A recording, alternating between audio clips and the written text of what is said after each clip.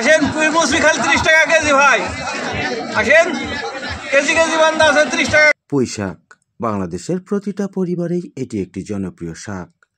শহর থেকে গ্রাম অঞ্চলের প্রতিটা হাট বাজারেই সারা বছর ধরে এই শাক বিক্রি হয়ে থাকে।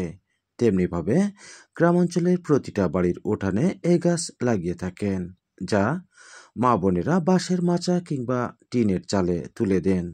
সাধারণত বাড়ির তৈরি বীজ থেকেই পরের বছরে চারা তৈরি করা হয়ে থাকে। সহজলভ্য হয় এ শাক সবার কাছে প্রিয়। অন্যদিকে এ শাকের পুষ্টিগুণও অনেক।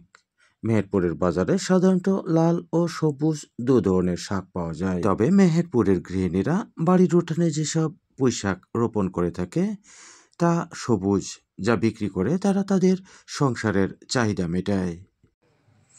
পুঁই শাক খাওয়াও হয়েছে, বিক্রিও হয়, কারণ খাইতে তো আর অত লাগে না। এগুলো কত করে বেচা কেনা করেন? প্রথমে বেচেছি 30 টাকা কেজি, এখন মুসুরি 60 টাকা কেজি, এখনো বিক্রি করতে লাগেনি। বীজ কোথা থেকে সংগ্রহ করেছিলেন?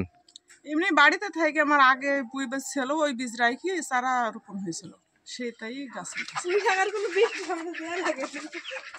পুঁই শাক কি খাওয়ার জন্য না বেচা কেনার জন্য? খাওয়ার জন্য।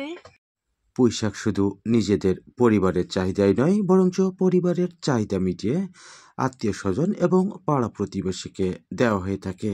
এর মানে হচ্ছে কুটুমতালি। সাধারণত বৈশাখ মাসে পুঁই শাকের চারা রোপণ করতে হয়।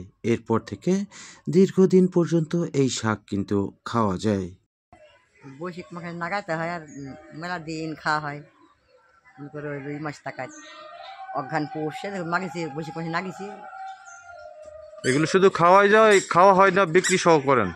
না, আর এই যে মুসরি দেখছি, মুসরি আমরা খাই, সবাইকে দিই, মেলা মানুষ। বৈশাখ মাসে লাগাই, আমার হইলো বৈশাখ মাস থেকে ধর বৈশাখ জ্যৈষ্ঠ আষাঢ় শ্রাবণ আষাঢ় মাস থেকে খাওয়া যায় সুন্দরভাবে, তোমার আশ্বিন মাস পর্যন্ত খাওয়া যাবে। আর এই মুসলি কি শুধু শীতকালেই হয়? হ্যাঁ, কার্তিক মাসে হবে। তো এখন যেহেতু মুসলি হয়ে গেছে, আর কতদিন পর্যন্ত এই মুসলি খাওয়া যাবে? থাকবে তোমার পুষ মাঘ মাস পর্যন্ত থাকবে। সবই বিক্রি হবে, ডাটা মুসলি সবই বিক্রি। ডাল দিয়ে আবার সিম দিয়ে রান্না আরো ভালো লাগে। সিম আর এই মুসলি একসাথে ভাজলে। আর এর সাথে মাছ মাংস কিছু লাগে না? না। পুঁয়ের মুসলি কত টাকায় বেচা কেনা করছেন? 70 টাকা কেজি।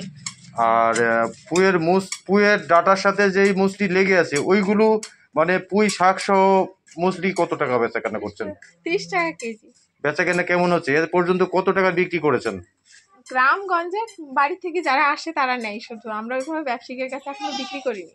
গৃহিণীরা ব্যবসায়ীর কাছে না বিক্রি করলেও ব্যবসায়ীদের বেচা কেনা কিন্তু থেমে নেই। 30 টাকা কেজি। 30 টাকা। মুসলি কি দিয়ে রান্না করতে? এখন শীতকালে তো খুব বেচা কেনা হচ্ছে হাট বাজারে। এখন কালার ডাল দিয়ে মানুষ রান্না। কালার ডাল দিয়ে শুধু মুসলি না, ওর সাথে আর কিছু থাকবে? মাছ মাংস? এখন বেগুন দেয়, চচ্চড়ি করে। বন্ধুরা, শুধু বাড়িতেই নয়, মাঠেও অনেকে শাক বিক্রির জন্য এ আবাদ করে থাকেন। অনেকে বীজ উৎপাদন করেন, অনেকে আবার শাক বিক্রির পর মুসলিও বিক্রি করে লাভবান হচ্ছেন। তো বাড়ির উঠানে নয়, বরং মাঠে বাঁশের মাচায় স্বল্প জমিতে পুঁই শাকের আবাদ করে স্বাবলম্বী হয়েছেন এমন এক জুটির কাছে নিয়ে যেতে চাই। তো চলুন নিয়ে যাচ্ছি কাতার প্রবাসী রবিউল ইসলামের কাছে। নাম রবিউল ইসলাম, গ্রাম মাইলমারি। বন্ধুরা, শনিবার 28 ডিসেম্বর সরেজমিনে গাংনী উপজেলার মাইলমারি ফেলাচড়া মাঠে গিয়ে দেখা মেলে রবিউল ইসলাম ও তিনার সহধর্মণী শর্মিলা খাতুনের পুঁই শাকের মুসলি, শিম ও বেগুন তোলার দৃশ্য।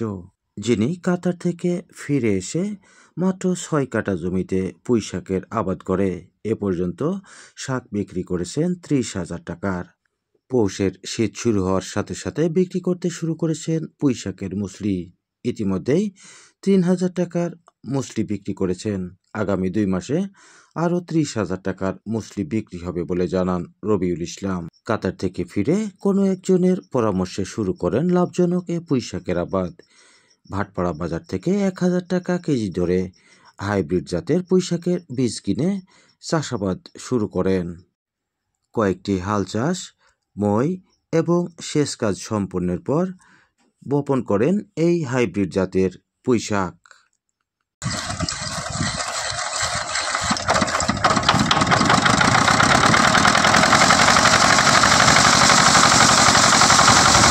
মাঝে মধ্যে সেচ কাজ, কিছু সার আর সপ্তাহে 2 দিন কীটনাশক ছাড়া আর কোনো কিছুই প্রয়োজন হয় না এ আবাদে। তবে শুরুতেই মাচা তৈরি করতে কিছু খরচ হয়েছে বলে তিনি জানান। তো চলুন জেনে আসি এ পর্যন্ত কত টাকার শাক তিনি বেচা কেনা করেছেন। অনুমানিক 1030 হবে, আমার তো ডেলি হাটে বেচা, এখনো হিসাব নিকাশ নাই। কোন কোন হাটে আপনি এগুলো বেচা কেনা করেন? মাইলমারি হাটে বা তাই হিন্দির হাটে। এখনো 2 মাস চলবে বেচা কেনা, এখনো 30,000 টাকা হবে। অন্য অন্য আবাদের থেকে আমার এই আবাদটা খুব লাভজনক মনে হয়, আর এই দীর্ঘদিন হয় 8-10 মাস পর্যন্ত। যারা যুবকরা তারা এই আবাদ করতে পারে, আবার যারা হলো পেঁয়াজের আবাদ করে যারা লস খায় তারা এই আবাদ করতে পারে। এই আবাদে লস নাই। বিদেশে ছিলাম, বিদেশ থেকে এসে একজনা বললো যে পুঁই শাকের আবাদ করো, কাটা 5-6 দেখো তোমার লাভজনক হবে। তাই আমি পুঁই শাকের আবাদ আজ জ্যৈষ্ঠ মাস থেকেই এদিকে 8 মাস হয়ে গেল আমি এই আবাদটা করছি। এখন নিয়ে যাচ্ছি রবিউল ইসলামের সহধর্মিণী শর্মিলার কাছে। আর জানিয়ে রাখি, এতক্ষণ আপনাদের সঙ্গে ছিলাম আমি মাজিদ আল মামুন, সহযোগিতায় ছিলেন সোহান ইসলাম। তো বন্ধুরা, আজ আর নয়, আগামীতে অন্য কোথাও ভিন্ন বিষয় নিয়ে হাজির হব। সে পর্যন্ত ভালো থাকবেন, সুস্থ থাকবেন, নিরাপদে থাকবেন। আল্লাহ হাফিজ। সাথী ফসল হিসাবে এটা আমার অনেক লাভজনক হয়েছে, আমি এতে অনেক লাভ পাইছি। এর ভিতরে আছে পটল, এর ভিতরে আছে বেগুন, এগুলো আছে এর ভিতরে। এগুলার থেকে দেখা যাচ্ছে আমার বাড়ির সংসারও চলছে, কিংবা হাটে বাজারে বিক্রিও হচ্ছে। আমরা যদি কৃষি অফিসারের সাথে একটা সহযোগিতা পাইতাম তাহলে হয়তো বা আমাদের আর একটু লাভজনক হইতো।